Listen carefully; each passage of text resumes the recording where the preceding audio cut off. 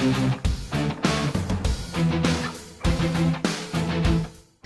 chang toy te han ti ri kan du a Psalm number som ni pathum na chang lia chuanin ani thina him ko ram zoma ila thil thalo reng ka hlau lawang nang ka hne nei om sia ital tum le itiangin mi thlamuan thina ni ti zia kan hu a le davida kha ni na thina him ko ram kha hlau lo chana ne ya chu ahne na om pathian wang kha ni voini a hian kan hne na om chin pathian hi achang kan ring zo lo thina tiro har nia in shat na te mo nun be dong voinia po nun khak le na po nei to lo harsatna tok me kan omang ti karinga voinia po he ke nge po hi unaw pya pi pakhat chau nei ka nia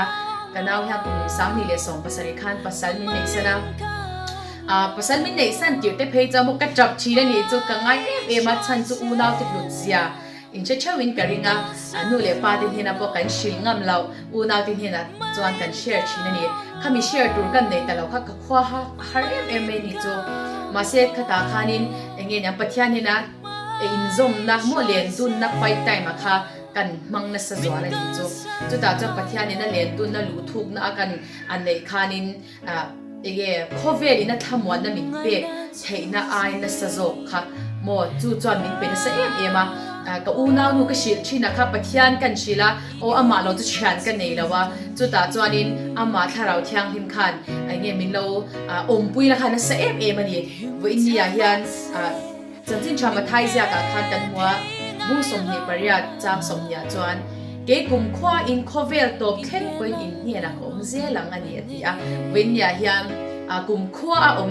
mo tu na chang chhungkua awmpui tur che pathian ne ya kho harna riaw in shan te mo mal nia in shan song te vinya isa krista mi in mal lo ni ti ka lo shin na du chia he fakla ka kai tha chhungkua hian thimlung le ti taksa din lo ngai tha ila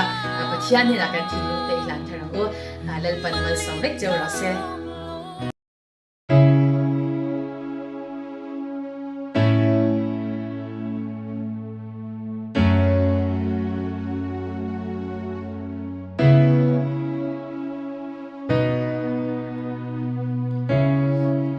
thuộc ta cả đời